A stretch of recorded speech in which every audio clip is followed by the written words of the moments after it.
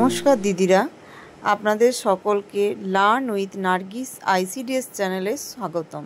আবারও খুব গুরুত্বপূর্ণ ভিডিও নিয়ে চলে এলাম, যেটা প্রায়ই অনেক দিদিরাই আমাকে প্রশ্ন করেছেন এবং অনেক প্রবলেম ফেস করছেন। অনেকেই গর্ভবতী মহিলাটিকে যখন প্রসূতি মা অর্থাৎ ল্যাকটেটিং মাদারে আমরা মাইগ্রেট টু ল্যাকটেটিং মাদারে করে মাইগ্রেট যখন করছি তখন মাইগ্রেট সাকসেসফুল দেখাচ্ছে, কিন্তু পোষণ টেকার অ্যাপে ওই যে সদ্য প্রসূতি হওয়া গর্ভবতী যে মহিলাটি তার কিন্তু নামটা ল্যাকটেটিং মাদারের ঘরে কিন্তু শো করছে না।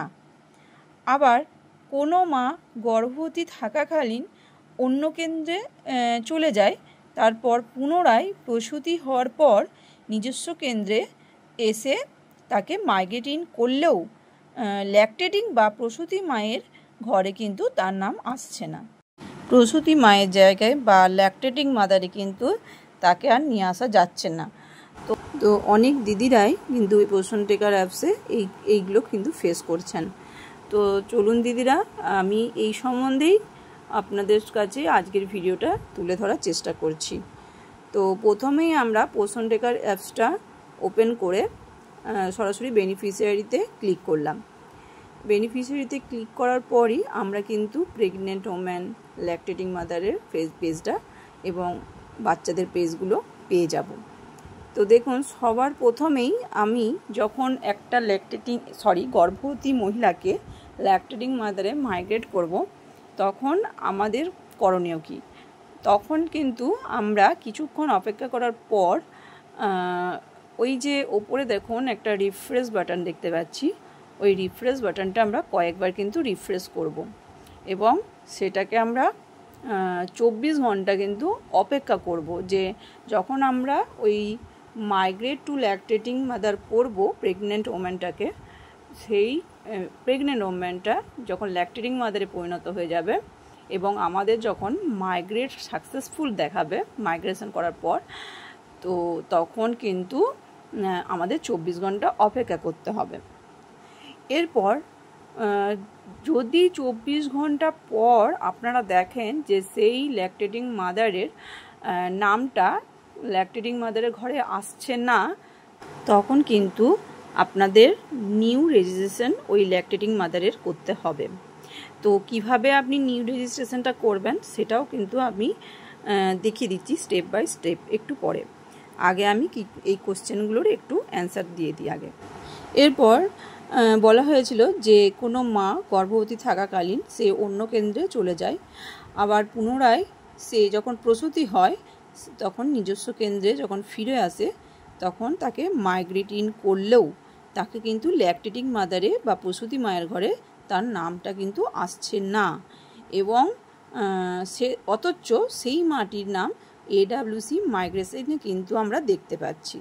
তাহলে আমরা কি করব না দিদিরা, দেখুন, যখন মাইগ্রেট ইন করছেন ওটিপি যাচ্ছে, আপনি তাকে ওটিপি নিয়ে বসিয়ে মাইগ্রেট ইন করছেন, তো সেটা তো চলে আসার কথা। যদি না আসছে তখন আপনি ওই যে উপরে রিফ্রেশ বাটন সেটা কিছুক্ষণ রিফ্রেশ করবেন এবং 24 ঘন্টা অপেক্ষা করবেন। যদি 24 ঘন্টার মধ্যে চলে আসে ওই ল্যাকটেটিং মাদারটির নাম, তো তাহলে তো আপনারা পেয়ে যাচ্ছেন। আর যদি না আসে তাহলে আপনারা কিন্তু ওই মায়ের ল্যাকটেটিং মাদারের নিউ রেজিস্ট্রেশন আপনাদের করতে হবে। তো ওই ল্যাকটেটিং মাদারটির বা প্রসূতি মাটিকে আপনি নতুনভাবে যে রেজিস্ট্রেশন করবেন সেটা কিভাবে করবেন এই নতুন ভার্সনে, সেটা কিন্তু স্টেপ বাই স্টেপ আমি এই ভিডিওতে তুলে ধরছি, আপনারা একটু মনোযোগ দিয়ে দেখবেন। তো প্রথমেই দিদিরা আমরা পোষণ টেকার অ্যাপসটা ওপেন করলাম। ওপেন করার পর সরাসরি আমরা বেনিফিশিয়ারিতে যাব। এখানে দেখুন বেনিফিশিয়ারির নিচেও অপশান আছে আমাদের রেজিস্ট্রেশন করার, আপনারা এখান থেকেও চাইলে করতে পারেন, এবং আপনারা বেনিফিশিয়ারি ক্লিক করে ল্যাকটেটিং মাদারে ওপেন করে নিচে দেখুন লেখা আছে রেজিস্ট্রেশন, তো নিউ রেজিস্ট্রেশন আপনারা করতে পারেন। তো দুভাবেই কিন্তু আপনারা রেজিস্ট্রেশন করতে পারবেন। তো প্রথমেই আমরা নিউ রেজিস্ট্রেশনটা ক্লিক করব। তারপর ক্লিক করার পরই আমরা দেখবেন এইরকম একটা পেজ আমরা দেখতে পাচ্ছি, যেখানে একদম উপরে লেখা আছে ইম্পর্টেন্ট ইনস্ট্রাকশনস। তো এখানে কিছু গুরুত্বপূর্ণ ইনস্ট্রাকশন দিয়েছে, যেগুলো আমাদেরকে পড়ে নিতে হবে এবং বুঝে নিতে হবে। তারপরে ওই যে নিচে আন্ডারস্টুড বলে লেখা আছে, ওই আন্ডারস্টুডে যেয়ে আমাদের ক্লিক করতে হবে। তো একবার আমরা দেখে নিই। এখানে দেখুন লেখা আছে নিউ রেজিস্ট্রেশন প্রসেস। এখানে প্রসেসগুলো সম্বন্ধে আমাদের বলে দিয়েছে। For pregnant women, lactating mother and adolescent girls, এগুলোকে আমাদের ইকেওয়াইসি এবং ফেস ক্যাপচার করতে হবে। এখানে ফর চিলড্রেনের ক্ষেত্রে আমি আগের যে ভিডিওটা করেছিলাম সেখানেও বলে দিয়েছি যে ওখানে 3টে অপশান থাকবে, মাদার, ফাদার আর গার্জেন। এই 3টের মধ্যে আপনি যে কোনো একজনকে ইকেওয়াইসি এবং ফেস আপনি ক্যাপচার করে তার এফআরএস করতে পারেন। তো তারপরে আছে ইকেওয়াইসি রিকোয়ারমেন্ট। এখানে বলে দিয়েছে আধার নাম্বার দিতে হবে এবং আধার নাম্বারে যে লিঙ্ক করা মোবাইল নাম্বার সেটা আপনাদের পুট করতে হবে, পুট করে ওটিপি যাবে। তো এখানে ধাপে ধাপে এফআরএস এগুলো সব বলে দিয়েছে। তো চলুন আমরা আন্ডারস্টুডে ক্লিক করে নেক্সট পেজে যাই। তারপর দেখুন এরকম একটা ইন্টারফেস আমাদের সামনে চলে এসেছে, যেখানে লেখা আছে select number of children you want to add along with the mother. মানে এখানে এই যে ল্যাকটেটিং মা যিনি প্রসূতি হয়েছেন, তিনি একটা বাচ্চা যদি জন্ম দেন তাহলে এখানে সিঙ্গেল বার্থ হবে। যদি তিনি 2টো বাচ্চা একসঙ্গে জন্ম দেন তাহলে এখানে কিন্তু টুইন্সের জায়গায় ক্লিক করবেন এবং টুইন্স করবেন। এবং ট্রিপলেট, যদি একসঙ্গে 3টে বাচ্চা হয় তাহলে কিন্তু এখানে ট্রিপলেটের জায়গায় ক্লিক করতে হবে। তো এখানে বলে রাখি, অনেকেই জিজ্ঞেস করেছিলেন আমাকে যে দিদি আমার তো যমজ বাচ্চা, একটা বেনিফিশিয়ারি যমজ বাচ্চা হয়েছে, তাহলে নাম উঠছে না, তাহলে কিভাবে কি করব। তো এই নতুন ভার্সানে কিন্তু দেখুন টুইন্স আমরা 2টো মানে অপশন পেয়ে যাচ্ছি, টুইন্সেরও পেয়ে যাচ্ছি, ট্রিপলেটেরও পাচ্ছি। তাহলে কিন্তু এর পরবর্তীকালে কিন্তু যখন রেজিস্ট্রেশন করার পর কিন্তু আমাদের কোনো আর অসুবিধা, ওই যমজ বাচ্চা নিয়ে যেটা অসুবিধা বলছিলেন সেটা কিন্তু আর হবে না। তো এরপরে চলুন আমরা প্রসিডে ক্লিক করে এরপরে নেক্সট পেজে যাই। দেখুন নেক্সট পেজে এখানে লেখা আছে আধার অ্যান্ড মোবাইল। এখানে please enter the following details two proceed. মানে নেক্সট পেজে যাওয়ার জন্য এটাকে আপনাকে করতেই হবে, আধার নাম্বার দিতে হবে এবং মোবাইল নাম্বার দিতে হবে।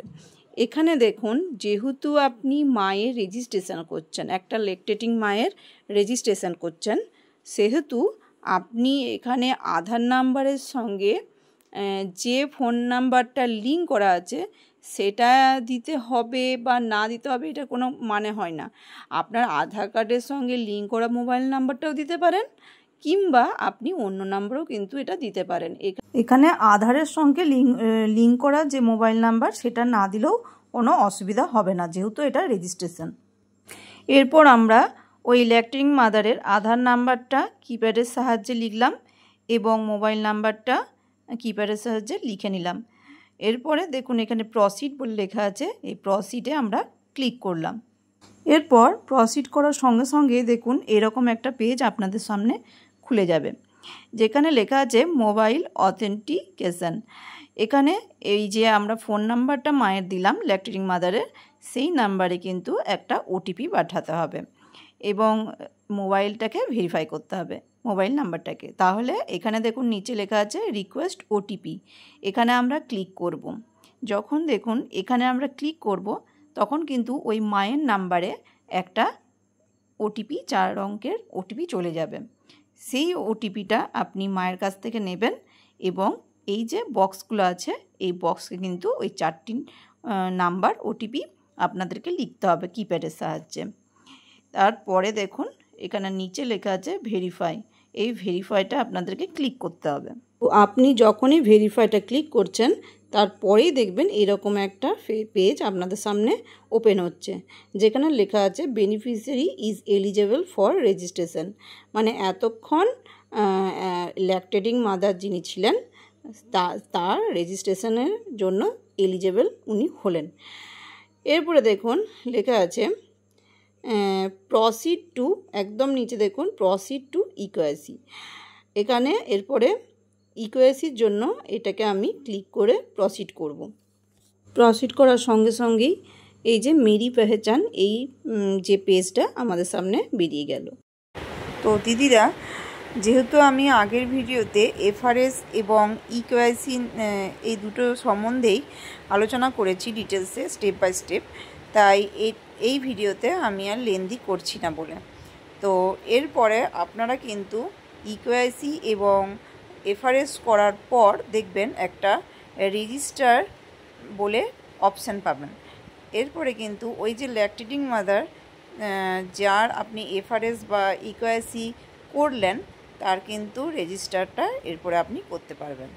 তো দেখুন, ওই যে ল্যাকটেটিং মাদার আছে, আমার এখানে মায়ের নাম হচ্ছে সোমা, তার কিন্তু পুরো একটা ফর্ম আমরা এখানে দেখতে পাচ্ছি। দিদিরা দেখুন, এখানে ল্যাকটেটিং মাদার ওপরেই লেখা আছে। যে ল্যাকটেটিং মাদারের আমি এতক্ষণ এফআরএস এবং ইকেওয়াইসি করলাম, সেই মায়ের নামটা দেখুন এখানে শো করছে, সোমা। এবং তার ঠিক নিচেই দেখুন একটা সবুজ কালারের টিকমার্ক দেখাচ্ছে, ওটা কিন্তু আধার নাম্বার। যেহেতু আধার নাম্বারটা এই মায়ের ভেরিফিকেশান হয়ে গেছে, তাই কিন্তু এটা টিকমার্ক দেখাচ্ছে, সবুজ রঙের একটা পয়েন্ট করে দেখুন দেখতে পাবেন। তো আর তার পাশে দেখুন ওই যে মা আছে ল্যাকটেটিং মাদার সোমা, তার কিন্তু জন্ম তারিখটা এখানে শো করছে। এবং এখানে দেখো মোবাইল নাম্বারে কিন্তু আমরা যেটা দিয়ে রেজিস্ট্রেশন করেছি, যে ফোন নাম্বারটা দিয়ে মায়ের, সেই ফোন নাম্বারটা কিন্তু শো করছে।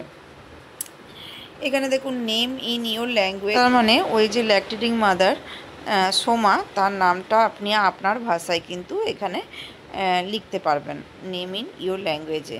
যেহেতু আমাদের পশ্চিমবঙ্গের বেশিরভাগই মানুষ আমরা বাংলা ইউজ করি, তো এখানে আমরা বাংলায় সোমা লিখতে পারি। তার নিচে দেখুন লেখা আছে হাজব্যান্ড নেম। এখানে হাজব্যান্ড নেমের জায়গায় আমি ওই ল্যাকটেটিং মাদার যিনি সোমা নামে, তার কিন্তু হাজব্যান্ডের নামটা আমরা হাজব্যান্ডের আধার কার্ড দেখে মানে স্পেলিংটা দেখব এবং দেখে আমরা কিন্তু এটা এন্ট্রি করব। এরপরে আমরা চলে আসব ক্যাটাগরি দেখুন একদম সাইডে একটা অ্যারো চিহ্ন আছে, সেই অ্যারো চিহ্নটা ক্লিক করলেই আমরা ক্যাটাগরি সিলেক্ট করতে পারবো। যদি কেউ এসসি হয় তাহলে এসসি, এসটি হলে এসটি, এবং যদি কেউ জেনারেল হয় তাহলে জেনারেল করব। এবং তারপরে দেখুন লেখা আছে রেসিডেন্স টাইপ, সেখানেও কিন্তু একটা অ্যারো চিহ্ন সাইডে দেখতে পাচ্ছি। এখানে যদি আপনার ল্যাকটেটিং মাদারটা নিজস্ব কেন্দ্রের এলাকায় হয়, তাহলে কিন্তু এটা পার্মানেন্ট হবে। আর যদি বাইরের মা হয় তাহলে কিন্তু এটা টেম্পোরারি করতে হবে। যেহেতু আমার এটা বাইরের মা, তাই আমি টেম্পোরারি করলাম। এরপরে আছে ডেলিভারি ডেট। তো মায়ের ডেলিভারি ডেটটা আমি পুট করলাম। এই যে এখানে যে ক্যালেন্ডারটা দেখতে পাচ্ছেন সাইডে, সেই ক্যালেন্ডারটার থেকে আমরা কিন্তু এটা ডেলিভারি ডেটটা লিখতে পারবো। এরপরে প্লেস অফ ডেলিভারি কোথায় হয়েছিল, এখানে দেখুন অ্যারো চিহ্নটা আমরা ক্লিক করব এবং এখানে দেখতে পাবো ইনস্টিটিউশন না হোমে। যেহেতু আমরা হসপিটালেই হয়ে থাকে বেশিরভাগ, তাই আমরা ইনস্টিটিউশনে করব। তো এরপরে দেখুন আমরা সাবমিট করার আগে একটা কিন্তু জিনিস আমরা দেখতে পাচ্ছি, সেটা ম্যান্ডেটরি। সেটা কি না, অ্যাড চাইল্ড ডিটেলস। এখানে যেহেতু আমার এই ল্যাকটেটিং মাদারের একটাই চাইল্ড, তাই কিন্তু এখানে আমার একটা চাইল্ডের ঘরে কিন্তু এটা ফিল আপ করার জন্য অপশান এসছে। যদি এটা যমজ বাচ্চা হতো তাহলে কিন্তু এইরকম অ্যাড চাইল্ড ডিটেলসের আর একটা অপশান থাকতো। তো দিদিরা, এই সাবমিট করার আগে কিন্তু আমাদের এই যে অ্যাড চাইল্ড ডিটেলস, এটা কিন্তু আগে আমাদের ফিল আপ করতে হবে। তো এই যে অ্যাড চাইল্ড ডিটেলসের পাশেই দেখুন অ্যারো চিহ্ন আছে, সেখানে আমি ক্লিক করে এবারে নেক্সট পেজে চলে গেলাম। এবং নেক্সট পেজ খুলতেই আমরা দেখতে পেলাম যে ওই সদ্যজাত বাচ্চাটার সমস্ত ডিটেলস দেওয়ার জন্য এখানে একটা আমরা ফর্মের মতো আমরা কিন্তু দেখতে পাচ্ছি। তো দেখুন এখানে ল্যাকটেটিং মাদারের নামটা আছে দেখতে পাচ্ছি আমরা সোমা, এবং ওই যে বাচ্চাটা তার ডিটেলস দেওয়ার জন্য এখানে কিন্তু আমাদের সামনে এরকম একটা ফর্মের মতন আমরা দেখতে পাচ্ছি। তো প্রথমেই আমরা রেজিস্টার নাম্বারটা এখানে অটোমেটিকলি শো করছে, সেটাও আমরা দেখতে পাচ্ছি। তারপরে নেম অফ চাইল্ড, মানে ওই শিশুটির নাম আমাদের এখানে লিখতে হবে। যেহেতু সদ্যজাত বাচ্চা, অনেক সময় অনেক মা বাবারা ডিসাইড করতে পারেন না, তাই এখানে আমি বয় লিখলাম। এরপরে নেম ইন ইয়োর ল্যাঙ্গুয়েজ। তো এখানে দিদিরা আপনাদের নিজস্ব আঞ্চলিক ভাষায় আপনার ওই চাইল্ডের নামটা আপনারা লিখতে পারেন। তারপরে আছে ডেট অফ বার্থ। এবারে ডেট অফ বার্থটাও কিন্তু আমরা যেহেতু ল্যাকটেটিং মাদারের ডেলিভারি যে ডেট সেটা দিয়েছি, তাই কিন্তু এটা আগের থেকে আমরা শো করছে, আমাদেরকে এটা লেখার দরকার নেই। এরপর নেক্সট আছে জেন্ডার। এখানে আমার যেহেতু ল্যাকটেটিং মায়ের ছেলে হয়েছে, তাই আমি মেলটা ক্লিক করলাম। তারপরে ওই বাচ্চাটির বার্থ ওয়েট, আমি কত কেজি তার হয়েছে বাচ্চাটির সেটা আমি পুট করলাম, এবং নিচে তার বাচ্চাটির হাইট আমি পুট করলাম। নেক্সট দেখুন ক্যাটাগরি। যেহেতু আমি মায়ের ক্যাটাগরি অলরেডি দিয়েছি, তাই কিন্তু এখানে অটোমেটিকলি কিন্তু শো করছে, এবং রেসিডেন্স টাইপটাও কিন্তু অটোমেটিকলি শো করছে, এগুলো কিছু করার দরকার নেই। তারপরে নেক্সট বলেছে ইজ দ্য চাইল্ড ডিক্লেয়ার্ড দিব্যাঙ্গজন বাই দ্য CMO অফিস বা মেডিকেল অথরিটি। মানে দিব্যাঙ্গের যদি কোনো প্রতিবন্ধী হয় বা কিছু হয় বাচ্চা, তাহলে কিন্তু এটা ইয়েস হবে, আর যদি প্রতিবন্ধী কিছু না হয় তাহলে কিন্তু নো বলবেন, এবং তারপরে এটা সেভ করে দেবেন। সেভ করার পরই দেখুন আমরা এখানে কিন্তু অ্যাড চাইল্ড ডিটেলসটা আর দেখতে পাচ্ছি না।